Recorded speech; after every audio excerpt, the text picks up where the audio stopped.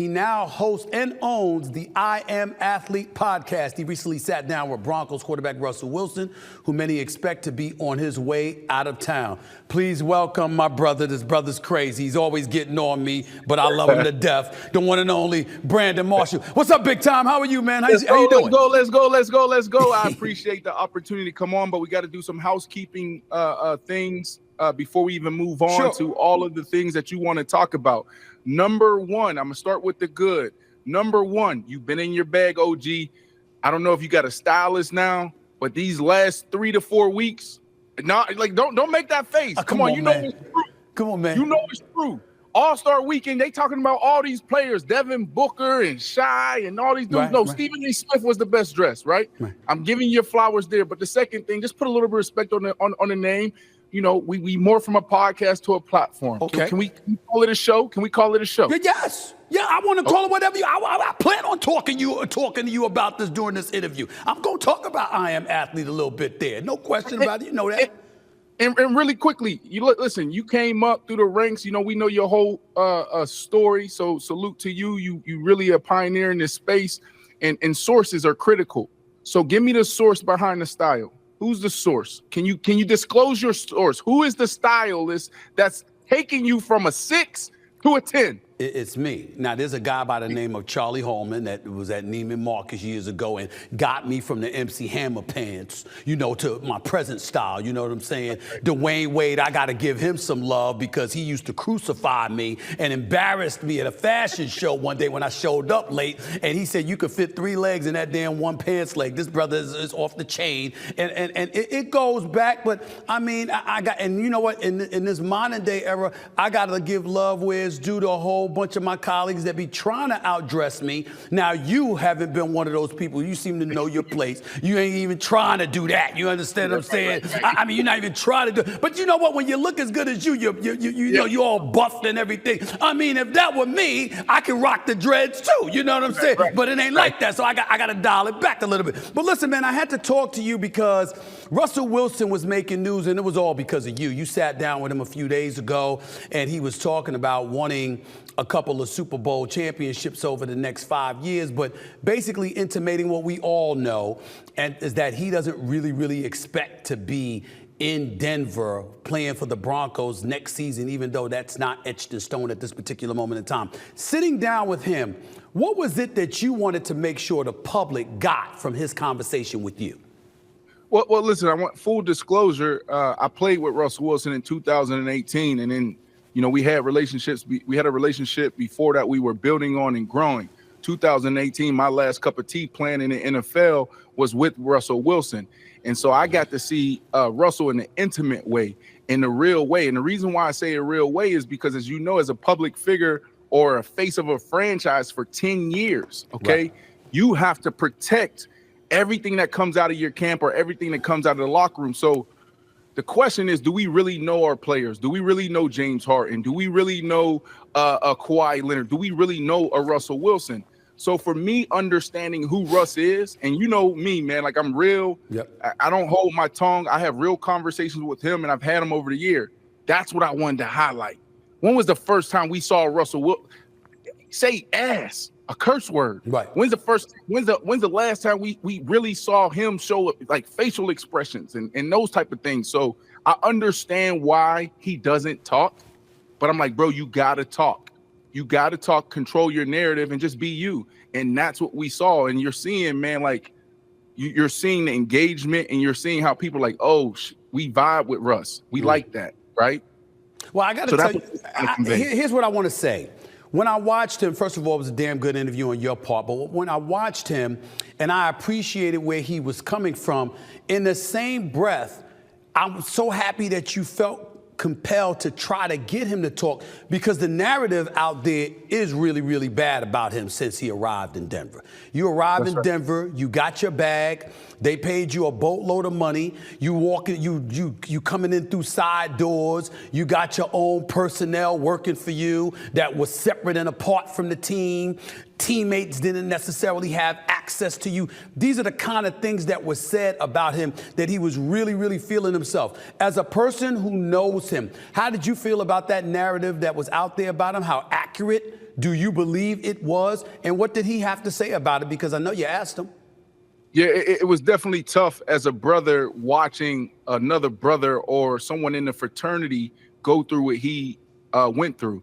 But at the end of the day, this is what we signed up for. This is the business. And you're right. You're Russell Wilson. You're the most winningest quarterback through 10 years, right? You had to sign off on this trade. You signed off on that big contract, and you know what comes with it. So you saw his mindset in this interview where he was like, look, this is what it's about. Winning isn't always about winning. Sometimes it's how you embrace the low moments and the journey. But let's talk about those things that you just said. Sure. Right? Because it hasn't been a balanced conversation, because he hasn't let it be a balanced conversation. He let everybody else control the narrative. He's taking the high road. He said, you know what, Marshawn, you can talk. You know, Sean Payton, you could talk. Denver Broncos, you can talk. I'm just going to continue to work my process.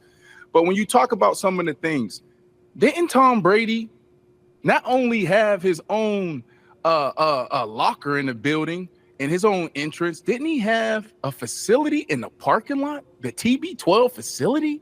I think it was right across the street or something like that. But here's the point. Right. Hold on, but also access. Hold on, Stephen A.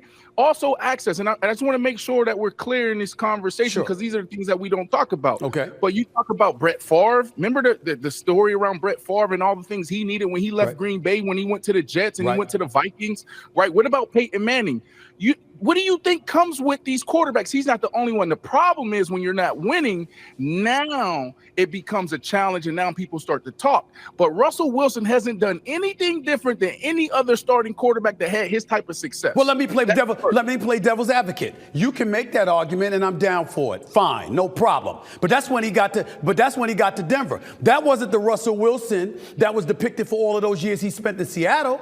He was a team player. He was a guy that was the face of the franchise. He was a model citizen. He was this. You never heard none of that prima donna stuff when it came to him until he got to Denver. Doesn't that stand out? You never said that about him. Like you said, that was one of your last stops. You never said that about him. The stuff that was being said about him, by the way, was also by contemporaries. You saw contemporaries getting in his face on the sidelines. We didn't see that with those other cats. We got to be fair with that, Brandon. Listen, Stephen A. You have a beautiful home. And it's probably getting bigger by the minute, because everything you doing is like everything you touch turns into gold. Okay. But that house that you live in, you control what comes in and what goes out. Okay. All right. But when you go to Shannon Sharp's house, or if you go to Molly's house, you don't got no control over that. I'm saying all that to say this. Russell Wilson in Seattle, that was his house. I played with him in 2018. Russell Wilson had the first parking spot. Russell Wilson had his own little meeting room. Mm-hmm. He had it all. But guess what? Did he have four parking spots? Did he have four parking spots like he did in Denver? Hey, listen, four. He said four. Yeah, I said four. You know I tell the truth. Come on, I did my homework now. Stephen A., I ain't see four, but here's the thing. We're talking about practice, right? So practice, everything he was doing in Seattle, he was doing in Denver. Okay. Mm-hmm. Now that was his home. Those was his relationships. They drafted him. They know him. They helped develop him. So of course you're not going to hear how he was operating there. And how he was operating was the same way he tried to operate in Denver. But these are new folks. These are new teammates. Now on game day, you got to think about it. Why does he need four? If it's three or if it's four, whatever it is, he's married to Sierra Wilson. Right. He's married to Sierra. When Taylor Swift pulls up to the to Travis Kelce in the Chiefs facility or the games, does she get any special treatment? Does she need security? Yeah. I will say so this. Let's talk about it. So like even if I'm really quickly, if I'm on his team, right, I'm his receiver. Right. Okay. He's married to Sierra. He's the starting quarterback. Right. You know what? I'm not expecting the same treatment. B. Marshall. You ain't got to say nothing more. The minute you brought up Sierra, I completely understand. It makes perfect sense why he had a couple of parking spots. I got it. Ain't no problem there. But having said all of that, let me ask you this question. $2.2 million his first 3 seasons in Seattle, 6-2 record in the postseason, 2 Super Bowl appearances, 1 Super Bowl championship. In the 9 seasons since, 3-5 record in the playoffs without advancing past the divisional round, and a man has collected $264 million. Now, it really comes down to, like you said, right? He just ain't winning anymore. So the question is, Do you think he still has it in him? Do you think that Russell Wilson could still be an elite quarterback? You play wide receiver. You caught passes from it. And by the way, just to let everybody know how deep our history goes, Brandon Marshall, you ain't getting away with trying to act like this is Jay Cutler. And you know, you tried to pull that before. You're bringing up Jay Cutler, and you got nothing but roses pedaled all over the place for his ass. That's not happening here. I'm asking you a straight, honest question. That's right. Russell Wilson, do you believe he can still be an elite quarterback in the National Football League? That's a great question. You're damn right. We've debated quarterbacks for a very long time. And I have to be honest. There was a moment where I used to debate you and I lost all credibility because I stood on the table for Jay Cutler. So people nowadays got to take my points around a quarterback discussion with a grain of salt because of me standing on the table for Jay Cutler. So I understand that. I understand your pushback. Okay. Now I'll say this. Great question. Let's look at it. Before I even dive into some of the numbers and some of the reasons why I think Russell can continue to get it done at a high level, let's look at some of the quarterbacks that has. John Elway won his first 2 and only 2 Super Bowls his last 2 years in the NFL. Okay. Peyton Manning, how big was that gap from his first Super Bowl win to his last one? And his last one, it wasn't because of him. That's right. True. He was bitched by Brock Osweiler, then came in, and it was a defense. The Von Millers of the world, and those guys that got it done. Fair enough. Right? And there's other quarterbacks in those same situations post or after 35 that was still able to play at a high level. So now you ask, we talk about Russell Wilson in Denver. Why didn't he have success in his first year in Denver? Nathaniel Hackett. You're Denver. You're a Pittsburgh Steelers. You're Stephen A. You're a Pittsburgh Steelers fan. Yep. That's your team. Yeah.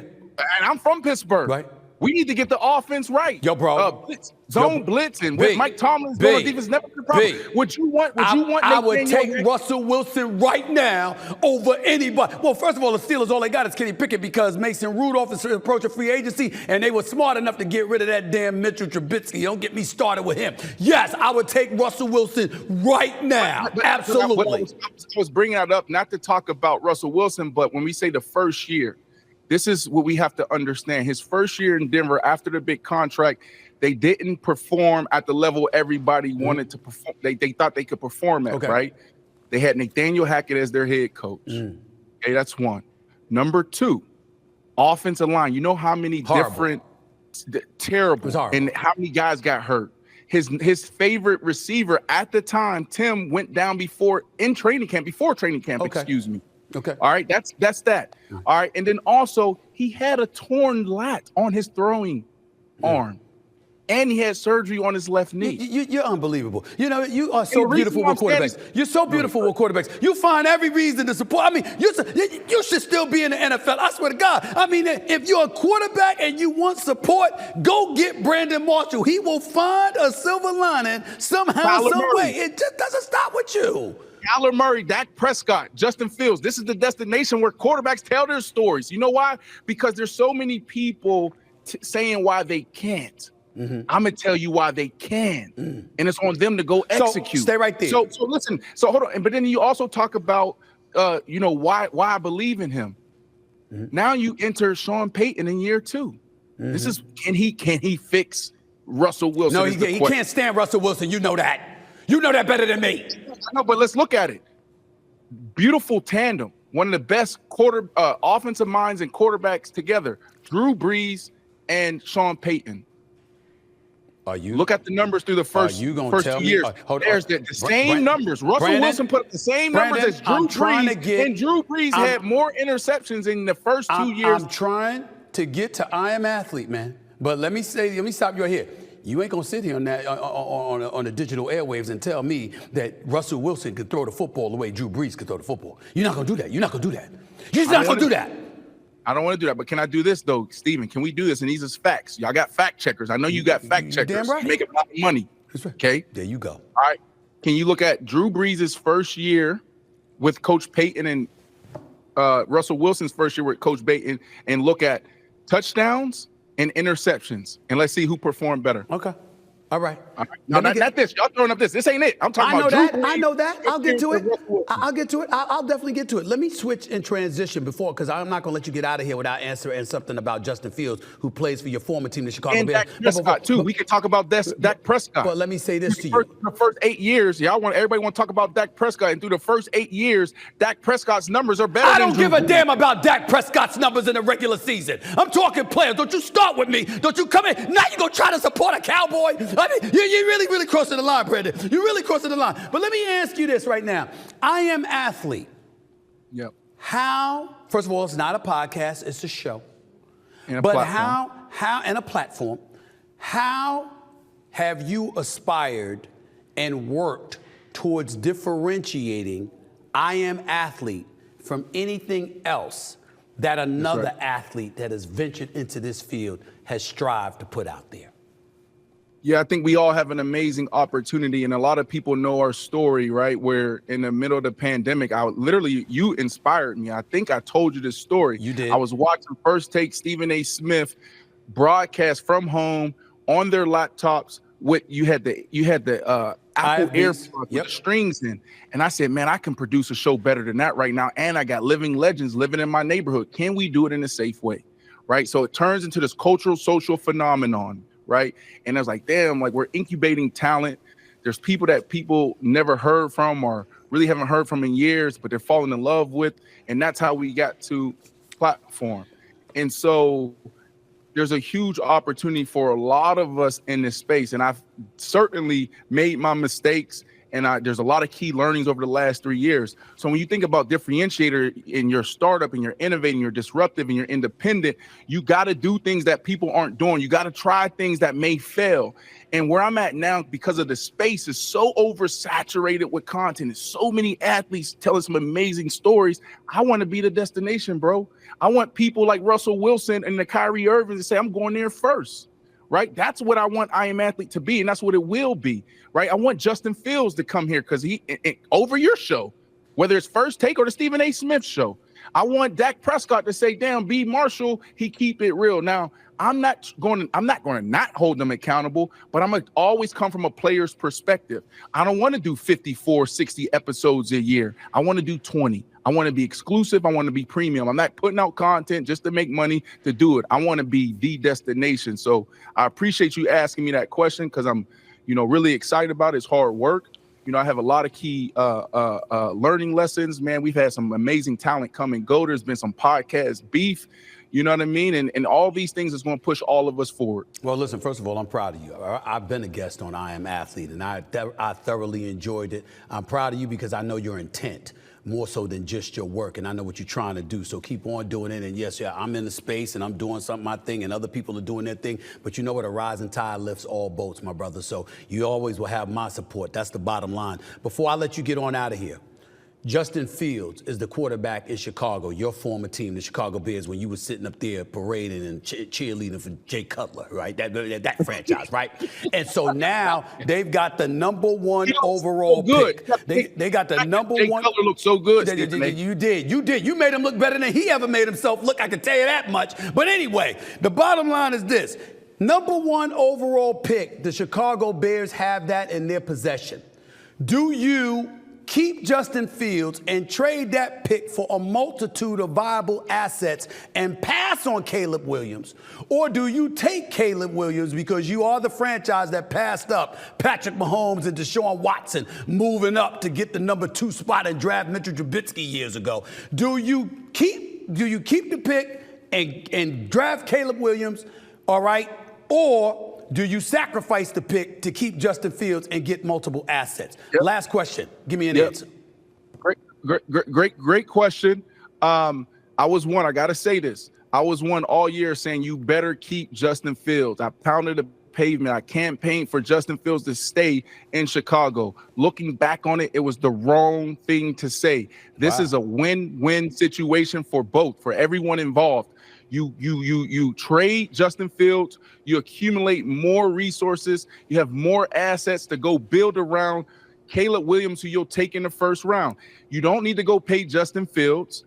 You bring in a rookie quarterback, still in a rookie deal, so now you can invest in more veterans, you can pay more people, okay, and you have more assets. The Chicago Bears are sitting at 4th in salary cap space. That's $74 million that they have to work with. Right before the trade deadline, they go get Sweat from the Washington Commanders. He changes that defense. They go on a crazy run. They're one of the scariest and best teams in football the last 6-7 games. You bring in Caleb Williams, who's saying stuff like, I want to be immortal. It ain't about the fame. It ain't about the money. I want to be the best. And he's now embracing the Chicago Bears. It's a win-win. This, in 5 years, what I would love to see happen, Justin Fields is in Atlanta having a phenomenal career. People are like, damn, it could have worked if we kept him. But he's in a great place and we're in a great place. That's what I want to see in a couple of years, and I think it can happen. The Chicago Bears are in a great place. Management, I love what the brother Poles is out there doing. Right? The ownership finally get out the way get out the way. Get out the way. Let the man work.